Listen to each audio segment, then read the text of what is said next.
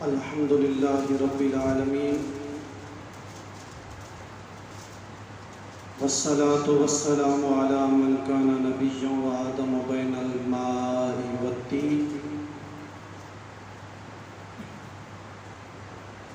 رحمة للعالمين خاتم الأنبياء والمرسلين وعلى آله الطيبين وأصحابه الطاهرين أما بعد فأعوذ بالله من الشيطان الرجيم بسم الله الرحمن الرحيم إنما يخشى الله من عباده العلماء آمنت بالله صدق الله العظيم إن الله وملائكته يصلون على النبي يا أيها الذين آمنوا صلوا عليه وسلموا تسليما بآواز بلند اللهم صل على سيدنا مولانا محمد معدن الجود والکرم وآلہ وصحبہ وبارک وسلم صلاة و سلام علیک یا سیدی یا رسول اللہ وعلا آلک و اصحابک یا سیدی یا حبیب اللہ یا صاحب الجمال و یا سید البشر من وجهك المنير لقد نور القمر لا يمكن الثناء كما كان حقه بعد از خدا بزرگ توئی قصہ مختصر بندہ پروردگارم امت احمد نبی دوست دار چار یارم تابع اولاد علی مذہب حنفیہ دارم ملت حضرت خلیل خاک پائے غوث اعظم زیر سایہ ہر ولی اللہ تبارک و تعالی جل جلالہ و عم نوالہ و عظم شانہ و اتم برہانہ کی حمد و ثنا اور حضور شافع یوم النشور دستگیر جہاں غم گسار سما سید سربراہ حامی بے کساں امام المرسلین خاتم النبیین احمد مجتبی جناب حضرت محمد مصطفیٰ صلی اللہ علیہ وآلہ وسلم کی بارگاہ عالیہ میں اپنی عقیدتوں محبتوں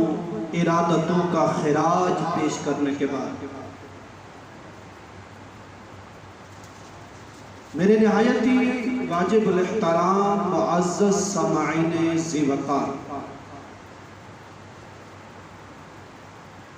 کل 25 صفر المظفر ہے۔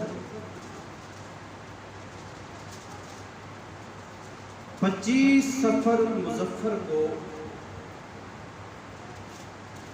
امام اہل سنت اعلیٰ حضرت مجدد دین و ملت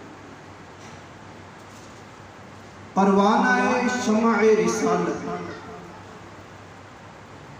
حضرت علامہ الحاج الحافظ القاری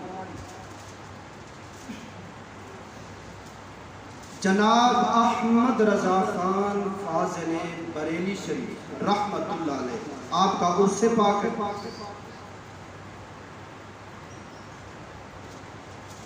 کیونکہ ہماری پہچان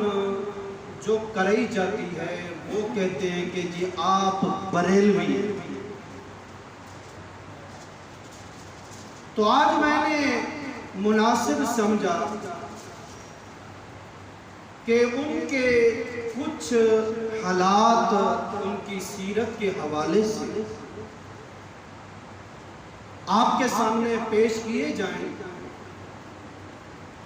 تاکہ آپ کو پتہ چلے کہ ہمیں یہ جو بریلوی کہا جاتا ہے، ہم مسلک کے اعلیٰ حضرت ہیں، تو ہمارے امام کا کردار کیسا تھا، ان کی سیرت کیسی تھی۔ اس لیے آج میں نے مناسب سمجھا کہ مجدد دین و ملت شاہ امام احمد رضا خان رحمۃ اللہ علیہ کے حوالے سے کچھ باتیں آپ کے گوش گزار کروں گا۔ دعا کرتا ہوں رب کائنات مجھے حق سچ بیان کرنے کی اور ہم سب کو سن سنا کر اس پر عمل پیرا ہونے کی توفیق خیر عطا فرمائے۔ سامعین عزیز وقار، اس دار فانی میں جن بزرگان دین نے اپنی بزرگیت و تصرفات و کرامات سے ہدایت کا چراغ پوری دنیا میں روشن کیا، ان میں کچھ ایسی انمول ہستیاں ہیں کہ جنہیں دنیا ان کے علمی کارناموں کی وجہ سے یاد کرتی ہے، اور کبھی ان کی تبلیغی حیثیت سے انہیں یاد کیا جاتا ہے، اور کبھی ان بزرگان دین کو ان کے اخلاق و کردار کی وجہ سے یاد کیا جاتا ہے، اور کبھی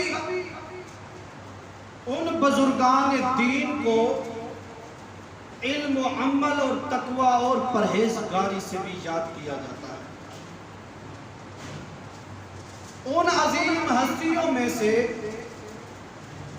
جنہوں نے ہدایت کا چراغ پوری دنیا میں روشن کیا،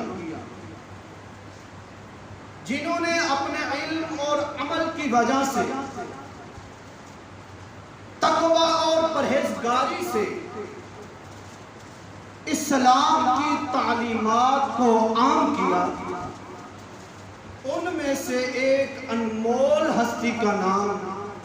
الشاہ امام احمد رضا خان رحمۃ اللہ علیہ، جن کو علماء کرام مشائخ اعظام نے مجدد دین و ملت کا لقب عطا فرمایا۔ سامعین عزیز وقار، آج ہمیں لوگ بریلوی کے نام سے پکارتے ہیں، ہمیں خوشی ہوتی ہے،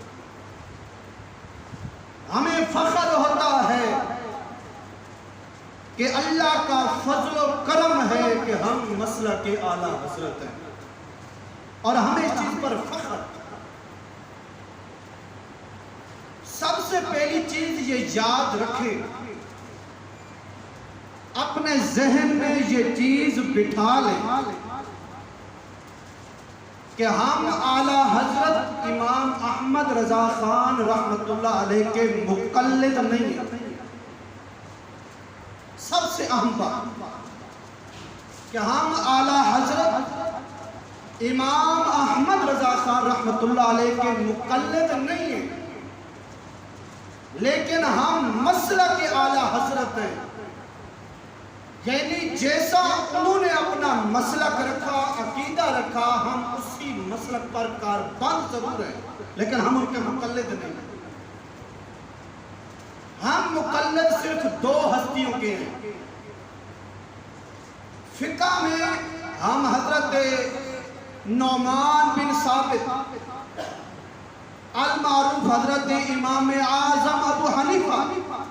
رضی اللہ تعالی عنہ، ہم ان کے مقلد ہیں فقہ میں۔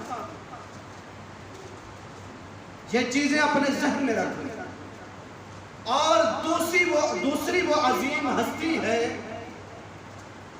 جن کی ہم عقائد میں کرتے ہیں، اور وہ ہیں ابو منصور ماتریدی۔ ہم صرف ان دو اماموں کے مقلد ہیں، باقی ہم کسی امام کے مقلد نہیں ہیں، اور ہمارا مسلک ہے اعلیٰ حضرت، یعنی جس طرح کا اعلیٰ حضرت عظیم البرکت کا عقیدہ تھا اور مسلک تھا، آج ہم اہل سنت و جماعت اسی مسلک اور عقیدے پر کاربند ہیں، اس لیے ہم ان کو اپنا امام مانتے ہیں۔ امام مانتے ہیں، تقلید نہیں کرتے۔ تقلید صرف ان دو اماموں کی جاتی ہے، امام اعظم ابو حنیفہ کی فقہ میں، اور عقائد میں ابو منصور ماتریدی کی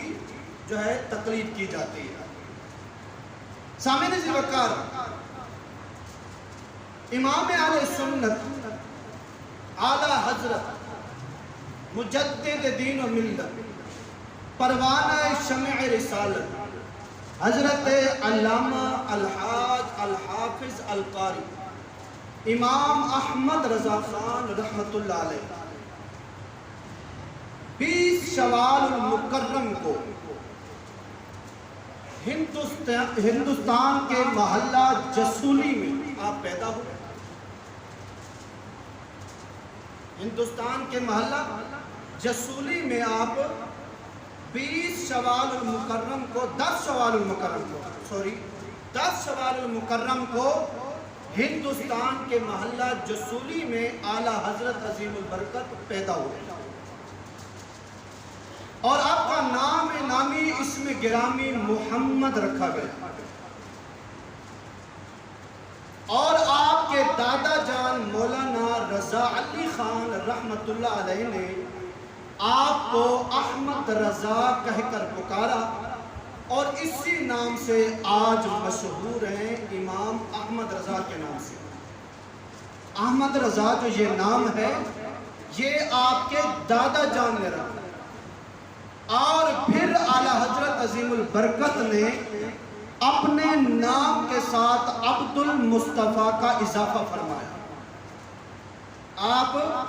جب بھی دستخط فرمایا کرتے تھے تو عبد المصطفیٰ احمد رضا لکھا کرتے تھے۔ عبد المصطفیٰ یہ سرکار اعلیٰ حضرت نے خود اپنے نام کے ساتھ اضافہ فرمایا۔ احمد رضا نام جو ہے یہ آپ کے دادا جان مولانا رضا علی خان صاحب نے رکھا، اور آپ کا جو پہلا نام رکھا گیا پیدائش کے وقت جب آپ کی ولادت ہوئی تو آپ کا نام رکھا گیا محمد۔ تو عبد مصطفیٰ اپنے آپ کو اعلیٰ حضرت جو ہے وہ ظاہر فرمایا کرتے تھے۔ عبد مصطفیٰ اپنے نام کے ساتھ اپنے دستخط میں عبد المصطفیٰ احمد رضا لکھا کرتے تھے، اور نعتیہ غزل میں آپ نے یہ نام بھی استعمال فرمایا کہ خوف نہ رکھ ذرا رضا، خوف نہ رکھ ذرا رضا، تو ہے عبد مصطفیٰ، خوف نہ رکھ ذرا رضا، تو ہے عبد مصطفیٰ، تیرے لیے امان ہے، تیرے لیے امان ہے۔ تو آپ نے یہ نعتیہ غزل میں یہ اپنا نام جو ہے ظاہر فرمایا، عبد مصطفیٰ۔ سامعین ذی وقار، امام احمد رضا خان رحمت اللہ علیہ نے اپنی 4 برس کی ننھی سی عمر میں، جبکہ عموماً دوسرے بچے اس عمر میں اپنے وجود سے بھی بے خبر رہتے ہیں، اعلیٰ حضرت عظیم البرکت نے صرف 4 سال کی عمر میں قرآن مجید نادر ختم فرما دیا۔ بڑا اپنا ذہن دوڑائیں گے، 4 سال کی عمر میں ہمارے بچے ہیں نا 4 سال والے، ان کو دیکھ لیجئے، وہ اپنے آپ سے بے خبر ہے، ان کو کسی چیز کا پتہ ہی نہیں چلتا۔ اعلیٰ حضرت عظیم البرکت کی وہ ذات گرامی ہے جنہوں نے 4 سال کی عمر میں قرآن مجید نازل ختم فرما دیا، اور پھر 6 سال کی عمر میں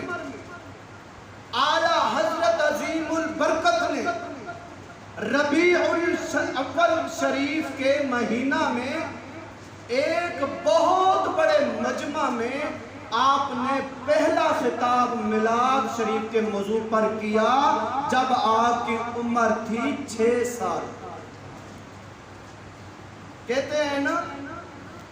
بچوں کو دیکھ کے نا اگر اس کا والد اچھا ہوتا ہے، نیک ہوتا ہے، پرہیزگار ہوتا ہے، تو چھوٹے بچوں کو دیکھ کے نا بندگان خدا پہچان جاتے ہیں کہ یار جب یہ بڑا ہوگا یہ بھی اپنے والد والا مقام حاصل کرے گا۔ چھوٹے بچے جو ہوتے ہیں ان سے پتہ چل جاتا ہے، ان کی حرکات و سکنات سے پتہ چل جاتا ہے، اور پھر بندگان خدا پہچان جاتے ہیں کہ یار اس کا جو بچپن ہے نا، اس سے یہ معلوم ہوتا ہے کہ جب یہ بڑا ہوگا اللہ رب العزت اس کو بہت بڑا مقام عطا فرمائے گا۔ اور اعلیٰ حضرت عظیم البرکت کا یہ بچپن ہے کہ 4 سال کی عمر میں ناظرہ قرآن مجید ختم کر لیا، اور 6 سال کی عمر میں ربیع الاول شریف کے مہینہ میں بہت بڑے مجمع میں آپ نے پہلا خطاب میلاد شریف کے حوالے سے فرمایا۔ بچپن کی ایک اور حکایت آپ کے سامنے پیش کرتا ہوں، آپ بڑے حیران ہوں گے۔ سید ایوب علی شاہ صاحب رحمۃ اللہ علیہ فرماتے ہیں کہ اعلیٰ حضرت عظیم البرکت کو گھر میں ایک استاد صاحب پڑھانے آیا کرتے تھے۔ گھر میں آپ کو قرآن مجید ایک استاد صاحب پڑھانے آیا کرتے تھے۔ ایک روز ایسا ہوا کہ استاد صاحب کسی آیے کریمہ میں ایک لفظ آپ کو بار بار بتاتے تھے، لیکن اعلیٰ حضرت کی زبان پر وہ الفاظ نہیں نکلتے۔ استاد صاحب جو تھے وہ زبر پڑھاتے تھے، اعلیٰ حضرت عظیم البرکت کی زبان سے زیر نکلتا تھا۔ یہ کیفیت آپ کے دادا جان حضرت مولانا رضا علی خان رحمۃ اللہ علیہ نے دیکھی۔ آپ نے اعلیٰ حضرت کو بلایا اور پھر کلام پاک منگوایا کہ دیکھو تو صحیح کہ یہ کیا وجہ ہے کہ استاد صاحب زبر پڑھاتے ہیں اور یہ زیر پڑھتا ہے، اور زبر اس کی زبان سے نہیں نکل رہا۔ آپ نے کلام پاک جب منگوایا تو دیکھا کہ حیران ہو گئے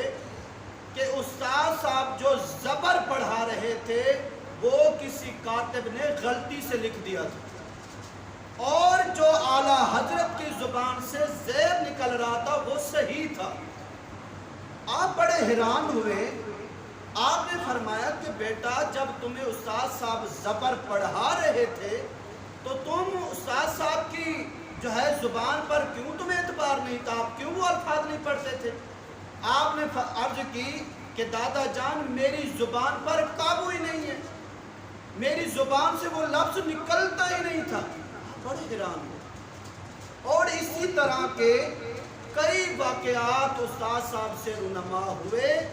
لیکن جب وہ یعنی کسی کاتب کی غلطی سے وہ اس طرح کے لفظ پڑھتے تھے اعلیٰ حضرت صاحب کی زبان سے وہ نہیں نکلتے تھے۔ ایک دن ایسا ہوا کہ استاد صاحب نے آپ کو تنہائی میں بلایا اور فرمایا کہ بیٹے سچ سچ بتا دو، میں کسی سے نہیں کہوں گا، یہ بتاؤ کہ تم جن ہو یا انسان، تم جن ہو یا انسان، کہ یہ کیا ماجرا ہے؟ میں تمہیں پڑھاتا ہوں اور تم اس سے جو ہے دوسرے لفظ پڑھتے ہو۔ تو آپ عرض کرنے لگے کہ اللہ کا فضل و کرم ہے، میں انسان ہی ہوں لیکن اللہ کا فضل و کرم شامل حال ہے، یہ مجھ پر اللہ رب العزت کا فضل و کرم ہے۔ تو میرے بھائیوں دیکھیے، یہ ہیں ہمارے امام جن کا بچپن یہ ہے تو ان کے شباب کا عالم کیا ہو۔ یعنی بچپن یہ ہے کہ بچے بچپن سے پہچان لیے جاتے ہیں اور بندگان خدا پہچان جاتے ہیں کہ جب یہ بڑا ہوگا اللہ رب العزت کو بہت بڑا مقام عطا فرمائے گا۔ سامعین جی وقار، آپ ذرا غور فرمائیے میرے آقا اعلیٰ حضرت رحمت اللہ علیہ نے صرف 13 سال 10 ماہ 4 دن میں مروجہ علوم کی تکمیل فرما دی۔ 13 سال 10 ماہ 4 دن میں آپ نے اپنے والد ماجد رئیس المتکلمین حضرت مولانا نقی علی خان صاحب رحمت اللہ علیہ سے آپ نے 13 سال 10 ماہ 4 دن میں تمام مروجہ علوم حاصل فرما لیے اور سند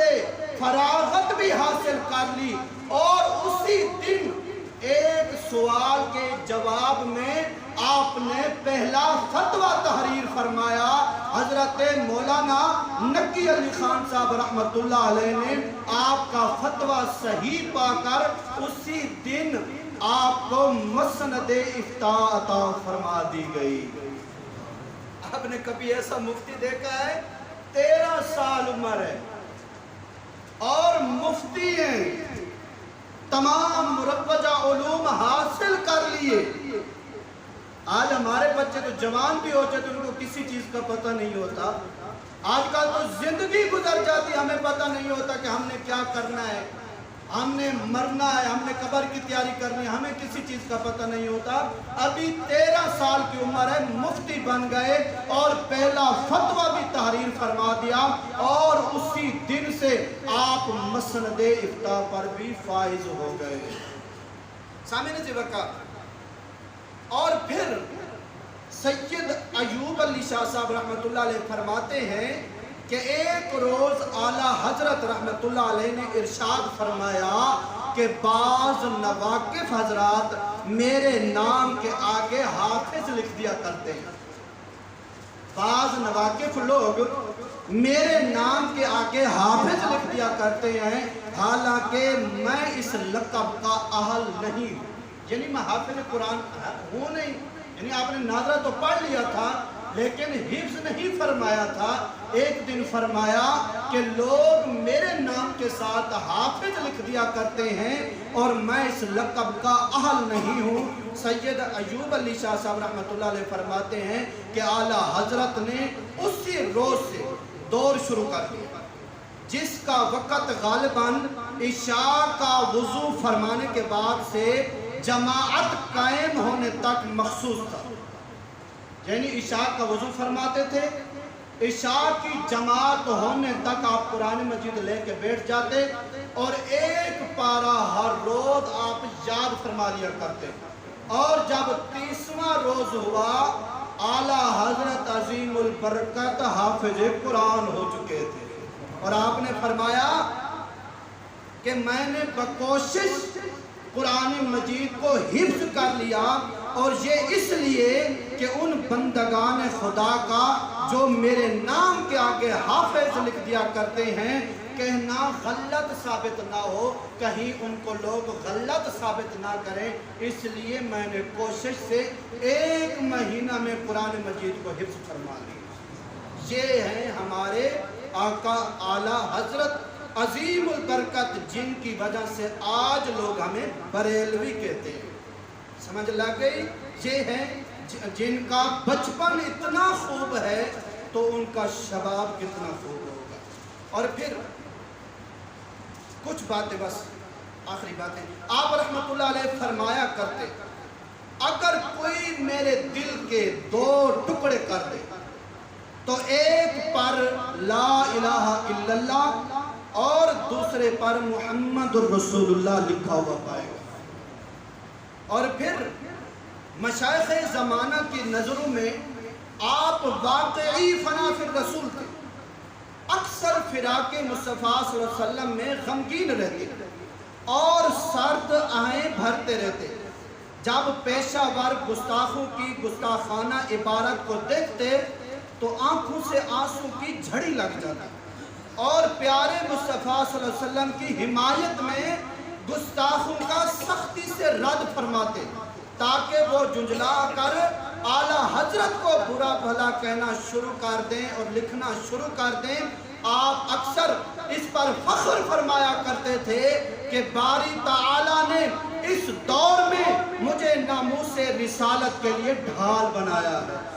اور طریقہ استعمال یہ تھا کہ بد گویوں کا سختی اور تیز کلامی سے رد فرمایا کرتے تھے کہ اس طرح کہ وہ مجھے برا بھلا کہنے میں مصروف ہو جائیں، اس وقت تک آقا دو جہاں صلی اللہ علیہ وسلم کی شان میں گستاخی کرنے سے بچے رہیں گے۔ کسی کا یہ ذہن ہے؟ آپ ان کا سختی سے اور تیز کلامی سے اس لیے رد فرمایا کرتے تھے ان کی گستاخانہ عبارتوں کو پڑھ کے۔ آپ ان کا رد اس لیے بھی فرمایا کرتے تھے کہ تاکہ لوگ احمد رضا کو برا بھلا کہنا شروع کریں اور لکھیں، اس وقت تک وہ آقا دو جہاں صلی اللہ علیہ وسلم کی گستاخی نہ کر سکیں۔ ایسا آپ نے پروانہ شمع رسالت دیکھا کہ آپ نے